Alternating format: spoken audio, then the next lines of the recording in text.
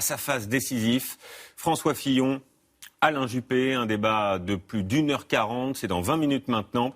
Image ici, regardez, en direct du plateau où les pupitres et les micros sont en place. Tout est prêt, nous sommes maintenant à 3 jours du scrutin et ce débat pourrait changer la donne. Les deux candidats sont arrivés un peu après 20h, vous l'avez suivi dans le journal, regardez, souriant mais concentré avec, pour François Fillon, son épouse à ses côtés. C'est une soirée exceptionnelle qu'on vous propose ce soir avec nos envoyés spéciaux dans les QG, à Paris, à Bordeaux, dans les coulisses aussi du studio où les soutiens des deux camps, vous le voyez, sont nombreux. Maryse Burgot d'abord, le compte à rebours est enclenché, on vous retrouve sur le plateau. Les derniers réglages sont maintenant terminés avec une particularité, les candidats ne seront pas face à face. Oui, Julien, vous le voyez, les pupitres sont légèrement de biais selon un angle à 22 degrés âprement négocié par les états-majors des candidats. Le diable se cache parfois dans les détails. Les deux hommes ne se feront donc pas face, mais ne seront pas très éloignés puisqu'ils seront à moins de 2 mètres. Alors, les différents soutiens des deux candidats sont maintenant installés. Ils sont là, d'un côté la famille, si j'ose dire, de François Fillon, de l'autre celle d'Alain Juppé, et puis surtout les ralliés qui sont très importants parce que ces visages-là seront dans l'axe des caméras. On a vu Nathalie Kosciusko-Morizet ou encore Bruno Le Maire que vous apercevez peut-être derrière moi. Ces visages-là sont importants parce qu'ils permettent de montrer la capacité de rassemblement de chacun des candidats. Vous le voyez, tout est prêt. Maintenant, on n'attend plus que le début de ce débat crucial. Merci Maryse et on vous retrouvera dans quelques secondes. Effectivement, il y a beaucoup de visages connus. On sent que tout le monde est assez concentré, peut-être un peu stressé. Côté coulisses aussi, c'est l'effervescence. Jean-Baptiste Marteau, c'est à vous. Ah oui, effectivement, Julien. Alors, les deux candidats sont encore enfermés dans leur loge. D'ici 1 minute ou 2, c'est Alain Juppé qui va sortir le premier pour se rendre sur le plateau et faire un petit dernier repérage avant l'émission. Et là, François Fillon qui arrive, regardez, en ce moment et qui est en train de regagner le plateau, suivi de, bien sûr, son entourage, ses plus proches. Voilà, le député de Paris qui est donc le premier à rejoindre cette arène dans laquelle ils vont se retrouver en direct maintenant d'ici une vingtaine de minutes. Alain Juppé, lui, est encore enfermé dans sa loge. Ce qui était assez intéressant il y a quelques minutes, c'était de voir les entourages, les proches des deux candidats qui discutaient ensemble. On avait vraiment l'impression qu'on avait à la fois les juppéistes et les fillonistes qui avaient l'air assez proches. On avait mis la bataille de cette primaire entre parenthèses pendant quelques minutes. Ils vont devoir de toute façon se retrouver dès lundi prochain autour d'un même candidat, celui qui remportera l'élection dimanche. Merci Jean-Baptiste, vous restez dans les coulisses pour nous. On vous retrouvera évidemment tout à l'heure à l'approche de ce débat qui s'annonce donc décisif. On en parlera avec nos éditorialistes. Le Club de la Presse est autour de moi. Nathalie Saint-Cric, Franz-Olivier Gisbert, bienvenue à vous. Vanessa Schneider et François Langlais évidemment pour les questions économiques. Le décompte est lancé, 23h, 20h38. Voilà, je m'avance un peu, 20h38. C'est dans 20 minutes maintenant. C'est un moment politique important que nous allons vivre ce soir. On sera juste après pour le débrief tous ensemble avec nos invités politiques. Sachez aussi que vous pouvez voter en direct. C'est une nouveauté sur la page Facebook, la voici, de franceinfo.fr. Et ce jusqu'à 23h pour choisir le candidat qui vous a convaincu, qui vous a inspiré. Ça n'est pas un sondage mais une tendance. Les résultats seront donnés tout à l'heure. Un dernier mot. Vous pouvez également réagir en direct sur Twitter, #primaire le débat. D'abord, l'ambiance dans les QG de campagne. Bonsoir Hélène Hugues, vous êtes avec les proches de François Fillon, c'est à Paris. Quelle atmosphère autour de vous, Hélène ? Bien, je suis, oui, effectivement, à quelques encablures du siège des Républicains dans un café du 15e arrondissement. Et l'ambiance monte petit à petit. Les partisans de François Fillon affluent, mais il n'y a pas que les partisans de François Fillon ici ce soir. Il y a aussi les partisans de Nicolas Sarkozy, signe que les ralliements se sont très bien passés. Ils disent d'ailleurs d'être là sans aucune amertume. Et il y a aussi les partisans de Bruno Le Maire. Alors l'ambiance est bon enfant, tout le monde semble confiant. Ici, j'ai discuté avec quelques militants tout à l'heure qui me disaient que l'erreur que leur champion ne doit absolument pas commettre ce soir, c'est de tomber dans les pièges éventuels que lui tendrait Alain Juppé. Il doit absolument, selon eux, garder ce soir de la hauteur. Merci Hélène et on vous retrouvera tout à l'heure pour les réactions. Pendant que vous parliez, on a vu cette image d'Alain Juppé qui est sorti de sa loge. Le voici ici, c'est une image en direct. Il est sur le plateau en train de s'équiper, de repérer. Vous voyez qu'on lui donne les dernières indications. Avec le réalisateur Tristan Carnet, Nathalie qui est à ses côtés, qui lui indique un petit peu le positionnement, parce que c'est très important d'essayer d'être... Alors ils sont certes très sereins, mais enfin j'en suis pas absolument persuadée. On le voit concentré, le visage fermé, Alain Juppé. Oui, absolument. Et il a en général, avant un débat, une petite pastille dans la bouche. Maryse Burgot, vous êtes à quelques mètres, c'est à vous Maryse. Oui, juste à côté d'Alain Juppé qui est venu quelques secondes repérer un petit peu ces lieux. Auparavant, c'était François Fillon et vous voyez que Alain Juppé vient saluer les soutiens qui sont dans la salle. Il a salué quelques-uns des soutiens de son rival et maintenant il va saluer Valérie Pécresse et Jean-François Copé qui s'est donc rallié. Alain Juppé plutôt détendu, très souriant. Je l'ai vu faire un clin d'œil tout à l'heure à une personne. Merci Maryse, précisons que Jean-Pierre Raffarin qui a discuté quelques instants avec lui. Voilà, les Alain deux hommes Juppé, semblent plaisanter souriant. ensemble, plutôt souriants, oui, effectivement. Voilà, Alain Juppé qui a donc salué ses soutiens et qui repart dans les loges. On le reverra tout à l'heure dans une quinzaine de minutes pour la mise en place du débat. Précisons, Nathalie, que 24 soutiens de chaque candidat sont présents dans le public. Exactement, tout ça a été absolument calculé et équilibré. Ils sont exactement dans la ligne de mire de chaque adversaire. Des adversaires, comme l'a dit Maryse, qui ne sont pas face à face mais qui sont légèrement décalés, de manière à ce que chaque adversaire puisse avoir une espèce s'accrocher au regard un peu de ses soutiens. C'est pour ça que Alain Juppé est venu faire un tour de piste pour essayer de repérer, de humer la salle et de voir comment, parce que c'est quand même une épreuve même physique extrêmement importante. Et je ne parle même pas de l'épreuve morale. L'ambiance chez les proches d'Alain Juppé, c'est avec vous, Francis Mazoyer. Vous êtes à Bordeaux. Quelle atmosphère autour de vous ? Eh bien écoutez Julien, la tension commence à monter, des applaudissements ici dans ce café du centre-ville avec l'image d'Alain Juppé donc sur le plateau à Paris, sur le plateau du débat.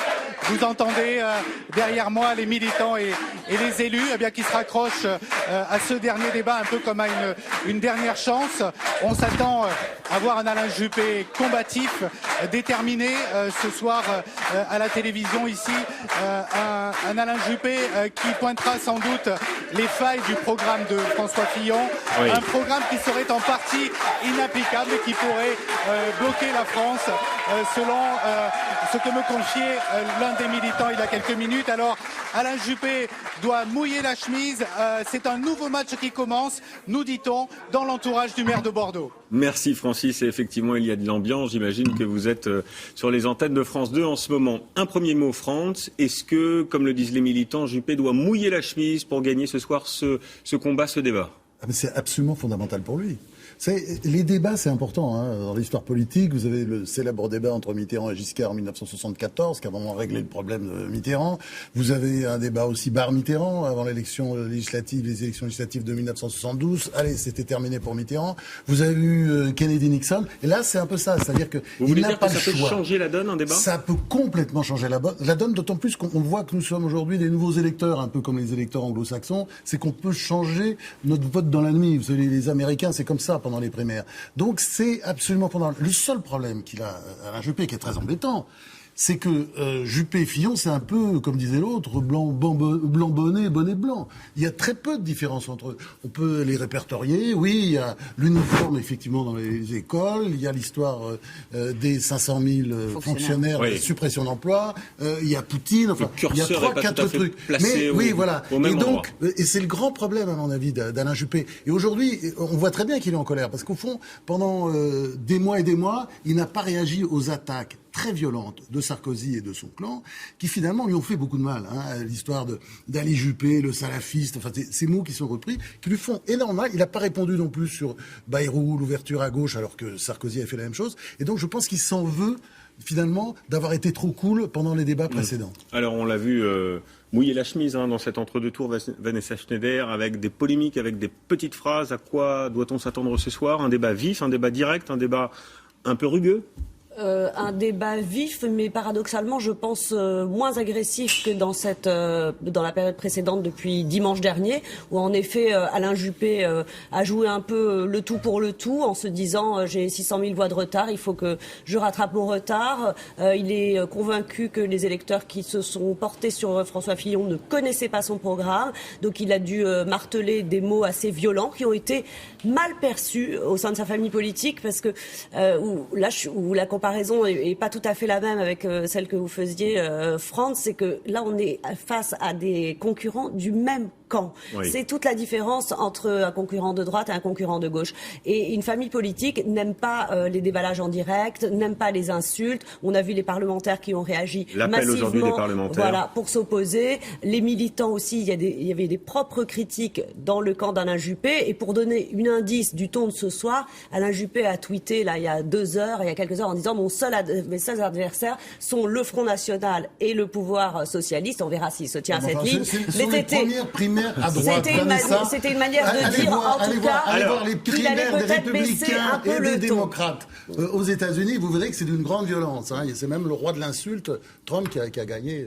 En tout cas, ça lui est beaucoup. Vanessa, on va parler dans un instant des questions économiques aussi, parce que ça va être l'un des enjeux du débat, François Langlais. Un débat animé, car c'est vrai que depuis dimanche, on a vu un Alain Juppé très combatif, un entre-deux tours qui s'est un peu emballé avec des mots, des accusations très polémiques, les images, les dernières passes d'armes. L'œil du 20h y a mis son nez, c'est avec Lorraine Gublin, regardez. Depuis dimanche, c'est coup pour coup. Il paraît que François Fillon a été choqué, que je lui demande de clarifier sa position sur l'IVG. Et jamais je n'aurais pu penser que mon ami Alain Juppé tombe aussi bas. Ils se connaissent depuis plus de 30 ans, ils se disent même amis. Et pourtant, l'heure n'est plus vraiment à s'envoyer des fleurs. Premier tour de la primaire, coup de tonnerre, Fillon gagne, alors Juppé cogne. Son programme économique, d'abord, me semble mal étudié. Il ne tiendra pas la route et sa brutalité le condamne à l'échec. Je lui réponds que si on ne prend pas tous les risques maintenant, alors je me demande quand est-ce qu'on les prendra. Alain Juppé attaque aussi l'entourage de son rival. J'observe que depuis quelques jours, d'ailleurs, les soutiens de l'extrême droite arrivent en force. Ça me déçoit parce que, voilà, Alain Juppé, je pensais que c'était quelqu'un qui avait une grande honnêteté intellectuelle. Depuis dimanche, 2 visions de la société de droite s'affrontent. Je vois bien que les attaques pleuvent et les caricatures aussi. Après m'avoir traité d'ultra-libéral, on me peint sous les traits d'un réactionnaire moyenâgeux. Tout ça est ultra grotesque et ultra ridicule. Il ne faut pas avoir les termes trop sensibles et jouer les chochottes. Hein. Pendant toute la campagne du premier tour, j'ai été accusé d'être trop mou. Oui. Je dis aujourd'hui que Fillon est trop dur. Voilà, c'est match nul. Le dernier débat, le dernier face-à-face entre les 2 candidats sera-t-il aussi vif ? Réponse dans quelques minutes. Oui, ce soir, c'est un face-à-face inédit entre 2 compagnons de route de la droite. Guillaume Daré nous a rejoint. C'est aussi la guerre des droites qui se joue ce soir. François Fillon, Alain Juppé, 2 hommes aux trajectoires finalement assez similaires. Absolument, 2 hommes de parcours, alors qui vont en débat dans quelques instants, mais qui sont aussi avec nous sur ce plateau, grâce à cette réalité augmentée de parcours, effectivement, avec François Fillon, 62 ans, Alain Juppé, 71 ans. Tous les 2 ont déjà un long parcours derrière eux. Élu député pour la première fois en 1981 pour François Fillon, en 1986 pour Alain Juppé. Ils ont été tous les 2 plusieurs fois ministres, mais surtout tous les 2, Julien, ont occupé la fonction de Premier ministre pendant 2 ans pour Alain Juppé, entre 1995 et 1997, pendant 5 ans pour François Fillon, c'était entre 2007 et 2012. Avec des inspirations, avec des mentors différents aussi, Bien Guillaume. sûr, pour Alain Juppé, c'est Jacques Chirac, on le sait, souvent décrit comme le premier des Chiraciens. Jacques Chirac, il avait d'ailleurs appelé, je cite, le meilleur d'entre nous. Pour François Fillon, c'est Philippe Séguin, même s'il n'hésite pas désormais à se revendiquer de l'ancienne première ministre britannique, Margaret Thatcher. Quelle vision ont-ils de la France ? Alors leur vision, on peut la résumer au travers d'un slogan qu'ils ont évoqué durant cette campagne. Alain Juppé, lui, a toujours défendu ce qu'il appelle l'identité heureuse. Il en fait son objectif s'il est élu. Quant à François Fillon, il n'hésite pas. Il explique qu'il veut mettre en place, je cite, un projet radical, seul à même, d'après lui, à redresser la France. Et vous me disiez tout à l'heure, François Langlais, c'est le projet le plus libéral de ces 30 dernières années, que ce soit François Fillon ou Alain Juppé finalement. C'est vrai, en fait, il n'y a pas eu de projet aussi libéral depuis 1986, lorsque Jacques Chirac a été Premier ministre pendant la première cohabitation. Mais c'est vrai que ce qui est frappant, c'est que finalement, leurs programmes économiques sont très semblables. L'inspiration est la même, elle est libérale, on l'a dit. Et les 3 leviers sur lesquels ils veulent jouer sont les mêmes. C'est la réforme du marché du travail, c'est la sphère publique comprimée par rapport au marché, bien sûr, et puis la baisse des impôts concentrés sur les entreprises et sur les contribuables. Oui, c'est ça, c'est le pari des entreprises. Absolument. Et des contribuables fortunés ou aisés, puisqu'on supprime l'ISF. La suppression de l'ISF. La vraie différence entre 2, c'est l'intensité du réformisme. Il n'y a pas de différence de nature, mais une différence de mesure. Et, de façon assez curieuse, c'est ce nombre des fonctionnaires à supprimer qui est devenu le thermomètre de l'ambition réformatrice. Et donc François Fillon affiche 500 000, tandis qu'Alain Juppé est plutôt entre 250 000 et 300 000. Juppé a beaucoup accusé Fillon sur la crédibilité de son programme économique. Est-ce que ce soir, il va utiliser cet angle d'attaque? C'est la clé, bien sûr. C'est la clé, ce débat aura lieu, et effectivement, c'est leur point de confrontation principal, de savoir si c'est réalisable. Non pas au plan technique, parce que ça c'est très secondaire, le nombre de personnes qui partent à la retraite, tout le monde s'en fiche. Là, le vrai sujet, c'est est-ce que c'est réalisable politiquement? Autrement dit, est-ce que la France peut accepter une piqûre de cette nature? Alors, on va repasser par le plateau et les coulisses. Regardez François Fillon qui sort de sa loge pour une traditionnelle photo de famille. Le voici ici à l'image, il se dirige sur le plateau. Voici le plateau. Marie, c'est à vous, vous êtes sur place. Oui, Julien, et les photographes sont effectivement là, prêts à immortaliser ce moment, à faire cette photo des deux candidats qui ne vont plus tarder maintenant à s'installer derrière ces deux pupitres. Un silence un peu pesant, impressionnant vient de se faire en fait sur ce plateau, parce que l'on sait que François Fillon et Alain Juppé ne devraient pas tarder à arriver. Les photographes sont prêts d'ailleurs. Voilà, François Fillon est maintenant arrivé sur le plateau. On devrait d'un instant à l'autre voir aussi Alain Juppé. Dans un premier temps, c'est une photo de François Fillon seul qui est faite, très souriant. Oui. François Fillon. Quand vous dites qu'il y a une ambiance particulière, Marie, ça veut dire que c'est un peu glacial pour dire les choses, c'est cela ? C'est-à-dire que jusqu'à présent, les uns et les autres sur les bancs discutaient, les soutiens des deux camps étaient en train de se parler, et là, c'est le grand silence, et il me semble que Monsieur Juppé est en train d'entrer en fait sur le plateau. Les deux hommes se saluent. Voilà, brièvement. Brièvement, absolument. Et maintenant, c'est Monsieur Juppé qui va être photographié. Nathalie Saint-Cric, vous les connaissez ces deux. Oui, aussi. Nathalie Saint-Cric, vous les connaissez ces deux hommes, François-Olivier Gisbert aussi, Vanessa Schneider évidemment aussi. Mais dans quel état d'esprit sont-ils à quelques minutes maintenant du début de ce grand débat? J'imagine qu'Alain Juppé a compris qu'il avait trop longtemps marché sur l'eau sans se rendre compte de ce qui se produisait. Par ailleurs, il joue la fin de sa vie politique. Mais après le nombre de revers qu'il a pu avoir dans sa vie depuis 30 ans, c'est quelque chose d'absolument terrible. Alors, c'est pas tragique, mais c'est quelque chose d'extrêmement pesant et puissant. Donc lui, si vous voulez, a tout à jouer avec finalement très très peu d'espoir. Quant à François Fillon, qui est une sorte, le quatrième homme devenu troisième, passé deuxième, finissant premier, lui, il a surtout à ne pas faire de bêtises. Donc si vous voulez, mais lui aussi joue d'une certaine manière à la fin de sa vie politique. Donc c'est comme une tragédie, enfin bref, c'est quelque chose d'extrêmement intense. C'est deux droites qui s'affrontent ce soir, deux courants. Non. Les conservateurs contre les modérés centristes. Non, c'est deux personnages qui veulent le pouvoir, qui sont extrêmement proches. D'ailleurs, on oublie toujours, vous savez, le directeur de campagne. Pas le même positionnement. Le directeur de campagne de François Fillon, Patrick Stefanini, c'est non seulement l'ancien collaborateur de Juppé, c'est un de ses meilleurs amis. Donc vous voyez, on est dans quelque chose d'à peu près semblable. Ce qu'il y a, c'est qu'à mon avis, Juppé doit s'en vouloir énormément. Parce qu'au fond, il n'a jamais répondu aux attaques de Sarkozy pendant toute la campagne. Et c'est ça qu'il a laminé. C'est vraiment le candidat qu'on a pris plein la gueule. Il a raté sa campagne. Il a raté sa campagne. Non, il n'a pas répondu. Il a joué « Je suis favori ». Il a méprisé les attaques. Oui. Alors qu'il aurait dû répondre pied à pied. Il n'en serait pas là aujourd'hui. C'est ça. Et je pense, on voit bien, c'est quelqu'un qui s'en veut.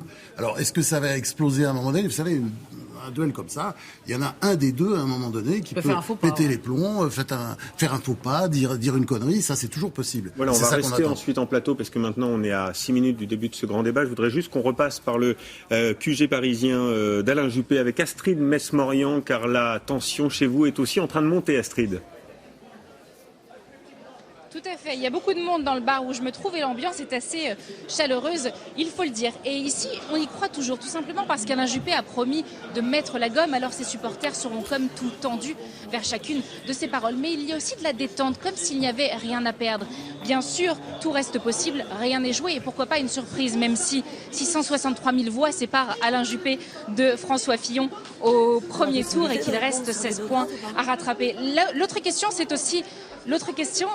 c'est également quelle stratégie va poursuivre Alain Juppé, qui ces derniers jours s'est montré comme un homme aux abois en multipliant les invectives. Ses soutiens souhaitent qu'il soit combatif sans asséner de coups. C'est une équation difficile. En tout cas, ce qui est certain ce soir, c'est que c'est le point de bascule du second débat, du second tour qui va se profiler et que désormais Alain Juppé, ancien grand favori, est outsider. Oui, il est le challenger. Merci Astrid. Et Hélène Hugues, c'est également l'atmosphère autour de vous. Il y a de la tension, de l'appréhension, de l'effervescence. On s'attend à ce que François Fillon soit combatif. Écoutez, si l'on en croit l'affluence ici, on peut constater que François Fillon est en tout cas le favori de ce débat ici. Beaucoup de monde, une très bonne ambiance, beaucoup d'enthousiasme. Je peux vous dire que sont arrivés ici aussi bien des partisans de Nicolas Sarkozy que de Bruno Le Maire. Et puis il y a aussi beaucoup de parlementaires. J'ai vu passer par exemple le sénateur sarkozyste Roger Karoutchi. Alors tout le monde espère que ce soir, à l'issue du débat, eh bien François Fillon viendra ici les rejoindre. J'ai un petit peu peur qu'il soit déçu car selon mes informations, ça n'est pas prévu au programme. Ah bon, on suivra ça tout à l'heure après le débat. Merci Hélène. Vanessa, 16 points d'écart entre Alain Juppé et François Fillon au premier tour. Je crois que ça fait plus de 600 000 voix. Est-ce que ça peut se rattraper en un débat en 1h40 ? Sur le papier, non. Sur le papier, l'affaire semble pliée. On ne voit pas pourquoi ceux qui auraient voté aussi massivement pour François Fillon voteraient pour un autre candidat. Il y a aussi beaucoup d'électeurs qui ont dit, avant le dernier débat, un tiers, je crois, qui ont dit « moi j'ai pris ma décision au moment du débat ». Bien sûr. Donc, non, mais il y a toujours une part d'incertitude. C'est pour ça que je précisais bien que sur le papier, c'est un défi qui est un grand défi. Là où je suis pas d'accord, c'est que pour moi, c'est pas simplement une querelle d'hommes. Certes, c'est Alain Juppé et François Fillon font partie du même parti, mais de la même façon qu'au sein du Parti socialiste, on a maintenant un parti où il y a deux familles. À l'intérieur des Républicains, il y a clairement deux familles et qui sont là incarnées par deux hommes qui ont des propositions économiques un peu différentes, en tout cas dans leur ampleur, et surtout sur des questions de société, une approche différente des questions de société. Et ça peut être un élément de clivage pour des électeurs qui se seraient pas forcément mobilisés pour le premier tour et qui, là, en entendant les deux candidats, se sentiraient plus proches de l'un ou plus proches de l'autre. C'est vrai qu'il y a beaucoup de gens qui découvrent aussi le programme de François Fillon à l'occasion de cet entre-deux-tours. Nathalie. Totalement, parce que tout le monde s'est focalisé d'ailleurs. Les médias et les politiques eux-mêmes sur le duel, comme s'il avait été déjà établi d'avance entre Nicolas Sarkozy et Alain Juppé. Et Alain Juppé lui-même a découvert un peu sur le tard qu'il fallait cibler le programme de François Fillon en découvrant ce qu'il appelle une droite conservatiste, traditionnaliste. Alors je sais que vous n'êtes pas d'accord en pensant que c'est les mêmes, mais il y a quand même derrière. Quand Patrick Buisson ce matin salue le programme de François Fillon. La révolution conservatrice. Oui, non, mais en considérant en gros qu'il a une vision de la société un peu traditionnaliste, c'est pas exactement les mêmes. France, Nathalie, il nous reste 2 minutes. Je voudrais juste qu'on retrouve Jean-Baptiste Marteau qui est à côté du plateau, dans les loges. Quelle ambiance autour de vous à maintenant 2 minutes du début du débat.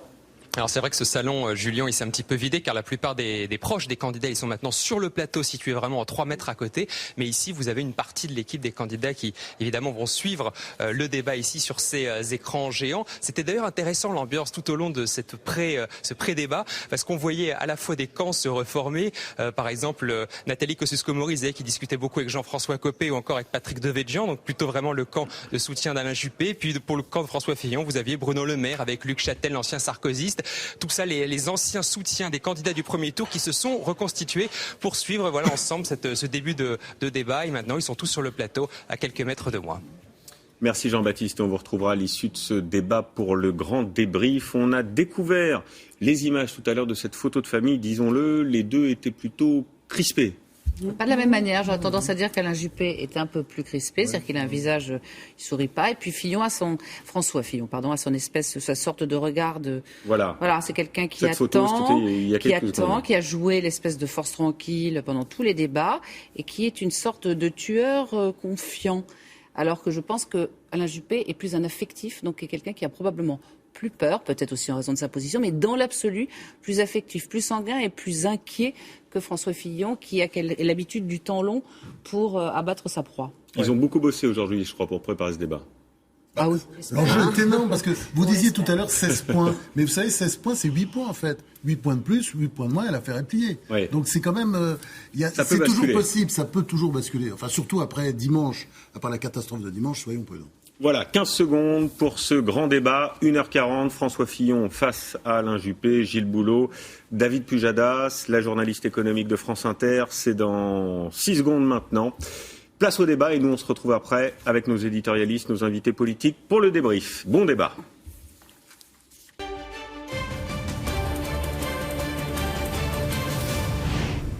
Bonsoir à tous et bienvenue dans ce grand débat de la primaire de la droite et du centre. Bonsoir David. Bonsoir. Bonsoir Gilles. Bonsoir. C'est le dernier rendez-vous de cette campagne et c'est surtout le seul face-à-face avant le scrutin ce dimanche. Oui, ils sont deux et l'un d'eux sera désigné dans 3 jours. Place tout de suite aux candidats. Bonsoir François Fillon. Bonsoir Alain Juppé. On commence. Soyez les bienvenus. Installez-vous, nous sommes ensemble pendant 1h40. Un mot très rapidement sur les règles de ce débat. Elles sont très simples. Vous disposerez l'un et l'autre du même temps de parole, mais vous pourrez bien évidemment intervenir, débattre. Mais avant cela, revenons sur vos parcours dans cette campagne des primaires qui fut longue et tumultueuse. Moi, je ne suis pas le candidat du consensus. Je viens sérieusement casser la baraque pour la reconstruire autrement. Contre vents et marées, je porte une idée, je dirais un idéal. C'est celui de l'identité heureuse. Je dis qu'il faut y aller à fond si nous voulons déclencher un choc positif. J'ai la pêche, mais avec vous, c'est la super pêche. N'ayez pas peur, ne vous laissez pas impressionner. Droit dans mes bottes j'ai été, droit dans mes bottes je resterai. Il se passe quelque chose autour de nous, comme une vague qui monte. J'ai décidé de continuer le combat. À tort, Alain Juppé juge mon projet trop radical. Je lui rétorque que si on n'est pas radical maintenant, je me demande quand est-ce qu'on le sera. François Fillon a le soutien de Nicolas Sarkozy, ce qui reconstitue l'équipe de 2007-2012. J'observe que depuis quelques jours d'ailleurs, les soutiens de l'extrême droite arrivent en force. Voilà, et comme convenu, avant de démarrer le débat proprement dit, vous avez 1 minute 30 chacun pour nous dire le sens de votre candidature et pourquoi vous pensez être le meilleur. Alain Juppé, le tirage au sort vous a désigné pour parler en premier, c'est à vous.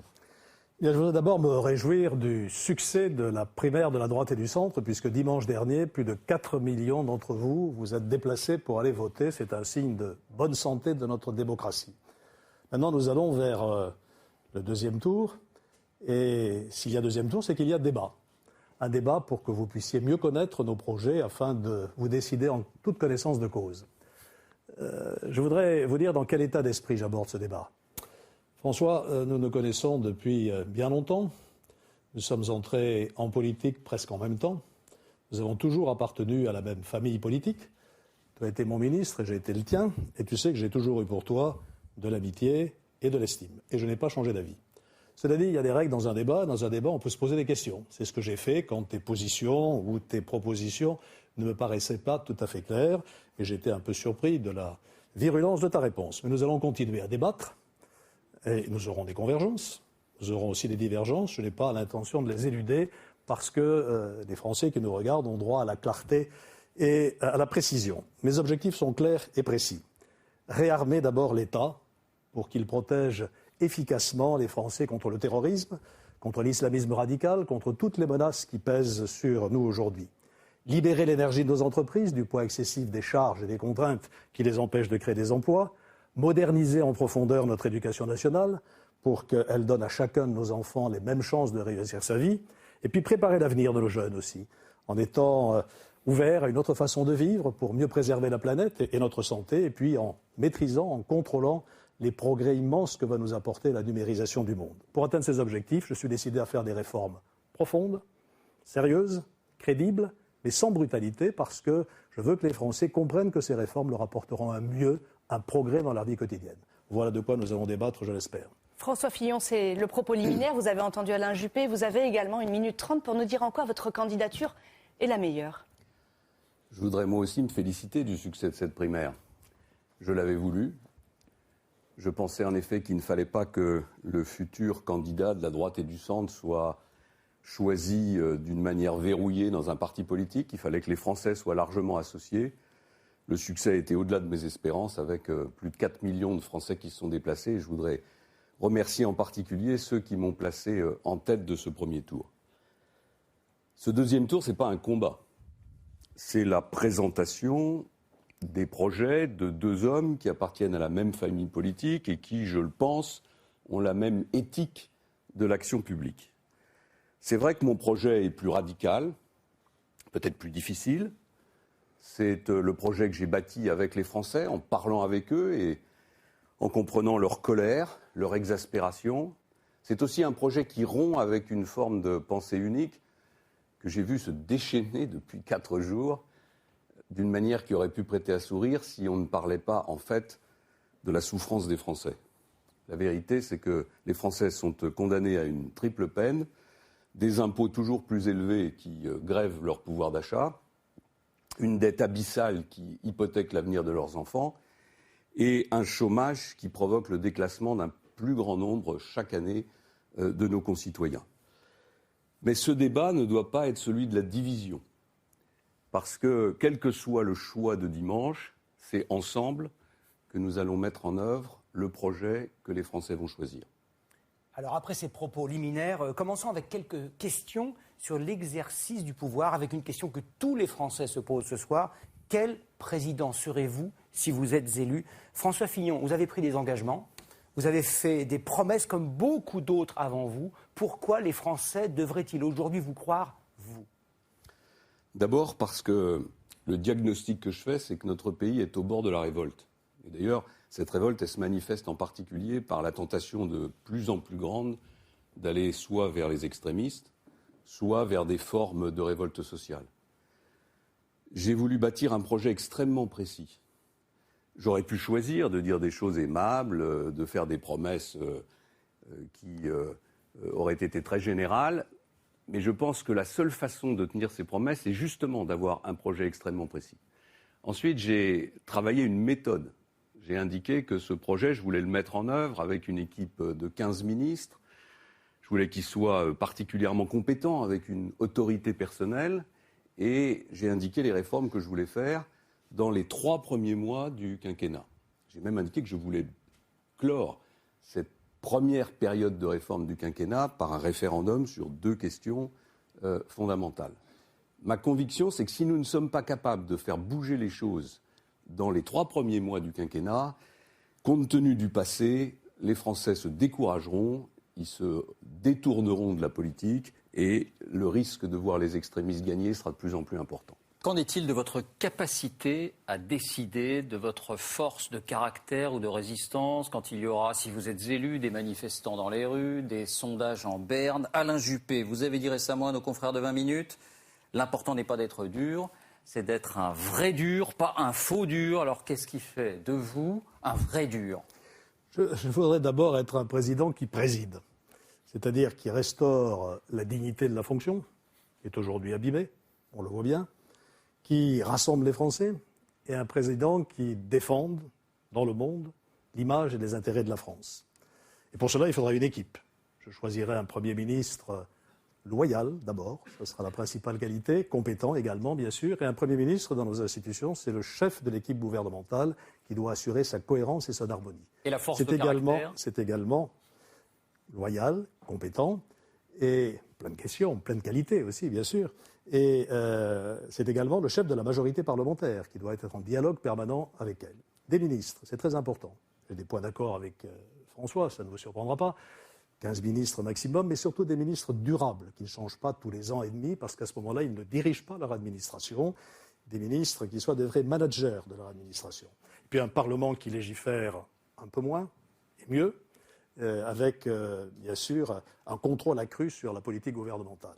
Puis je voudrais être un président girondin aussi, parce que j'ai beaucoup appris à Bordeaux. Depuis 20 ans, il faut que l'État soit fort dans les fonctions qui n'appartiennent qu'à lui, ces fonctions régaliennes. Il faut qu'il soit facilitateur et qu'il respecte les initiatives du terrain, qu'il respecte tout particulièrement cette formidable aspiration des Français à participer aux décisions qui les concernent. Enfin, je terminerai en disant qu'il faudra agir vite, Je me suis engagé à publier avant l'élection présidentielle une série de textes, des ordonnances, parce que ce sont les ordonnances qui permettent d'aller le plus vite. Je ne crois pas au référendum après une élection présidentielle et une élection législative. C'est remettre la France en campagne électorale pour encore plusieurs mois. En revanche, une batterie d'ordonnances permettra en 6 mois de faire les grandes réformes qui constitueront les déclics de confiance. Ma question, c'était, c'est vous qui donnerez les impulsions, qui donnerez le là, c'était sur la force de caractère. Le président qui préside. De résistance. Je vais vous dire que je n'ai pas la force de caractère. J'ai la force de caractère. On m'a même accusé d'être trop droit dans mes bottes. Je ne comprends pas très bien la question. Bien sûr que j'ai du caractère. On dit que les présidents, les ministres, les premiers ministres cèdent tous devant la rue. Et depuis 30 ans, il y a très peu d'exceptions à cette règle. Et vous-même, il y a 20 ans, n'avez pas fait exception à cette règle. Ce n'est pas vrai.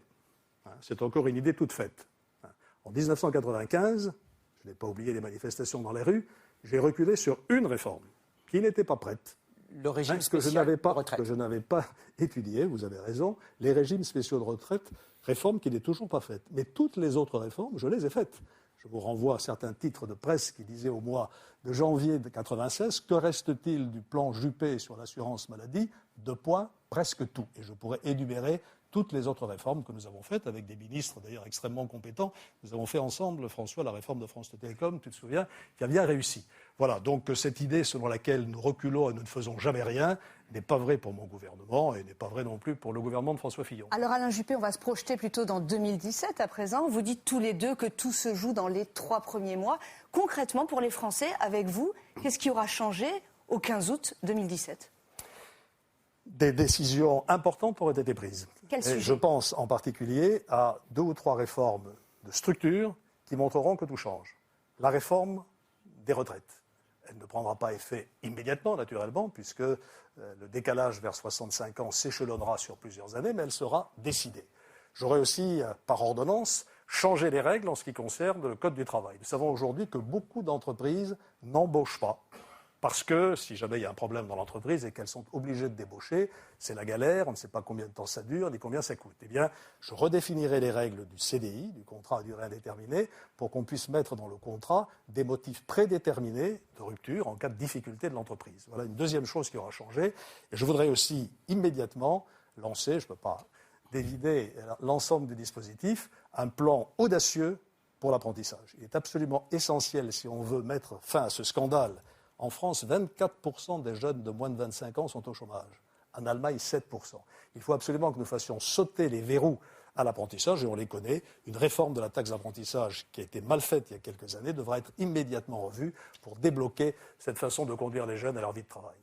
Les retraites, le code du travail, l'apprentissage. Et vous, François Fillon, si vous êtes élu en mai, que se sera-t-il passé pour les Français au 15 août 2017 ? Peut-être que le 15 août, c'est un tout petit peu court, disons, entre le jours. 1er anniversaire. Ça fait 100 jours. C'est 100 jours après votre éventuel... au 15 août 2017. 15 août 100 jours après le 7 mai. Vous êtes élu, si c'est le cas, le 6 mai. Entre le 1er juillet et le 30 septembre, je veux d'abord qu'on réforme le marché du travail. Je veux qu'on supprime la durée légale du travail et qu'on instaure la règle qui permet aux salariés de négocier dans les entreprises, avec des accords majoritaires, la durée et l'organisation du travail. Je veux faire passer pendant cette période un nouveau code du travail. Un code du travail sur lequel nous avons déjà travaillé, allégé, qui correspond à ce qu'on appelle les normes sociales fondamentales. Et renvoyer le reste, qui n'aurait d'ailleurs jamais dû figurer dans le code du travail, à la négociation sociale. Je veux faire voter une réforme des retraites, pour passer l'âge de la retraite progressivement à 65 ans, une réforme de la fiscalité de l'investissement, parce que c'est la clé de la reprise économique et de la création des emplois, la création d'une allocation sociale unique, et enfin la mise en place d'une grande filière de l'enseignement professionnel qui se traduira pour moi par la fusion des lycées professionnels et des centres de formation d'apprentis, que je veux placer sous l'autorité des régions et non plus sous l'autorité de l'éducation nationale, des régions et des branches professionnelles, en réformant l'apprentissage pour que l'alternance devienne la voie principale d'accès à l'emploi pour les jeunes. Voilà. Si nous arrivons à faire ça entre le 1er juillet et le 30 septembre, on aura créé un déclic qui sera non seulement technique par rapport à ces réformes, mais qui sera psychologique. Au fond, les Français se diront, pour la première fois depuis 30 ans, il y a un truc qui a changé. Et ceux qui nous regardent de l'extérieur et qui n'ont pas tellement confiance dans les capacités de la France à se réformer diront, ça y est, la France a vraiment changé. François Fillon, on sent chez les Français une très profonde exigence de probité. Quels engagements prendrez-vous, pour vos proches, pour vos ministres, pour que la République de François Fillon, si vous êtes élu président de la République, soit irréprochable? Pour moi, c'est une question fondamentale. Je pense qu'on ne peut pas diriger la France si on n'est pas irréprochable. J'ai d'ailleurs eu l'occasion de le dire, ça avait créé quelques émois parmi certains dans la classe politique. C'est pourtant une évidence. C'est une évidence. Ça veut dire que les ministres, le président de la République a fortiori, ne doivent pas être mis en examen, doivent avoir une attitude exemplaire. C'est la jurisprudence Balladur. Si un ministre est mis en examen, il doit démissionner. Je sais que ce n'est pas juste. Je sais qu'il y aura toujours des gens pour m'expliquer qu'il y a la présomption d'innocence. Mais l'expérience qui a été la mienne, dans plusieurs gouvernements et dans celui que j'ai dirigé, me montre qu'on ne peut pas sereinement diriger un ministère quand on a sur le dos, au fond, une suspicion qui a entraîné une instruction judiciaire.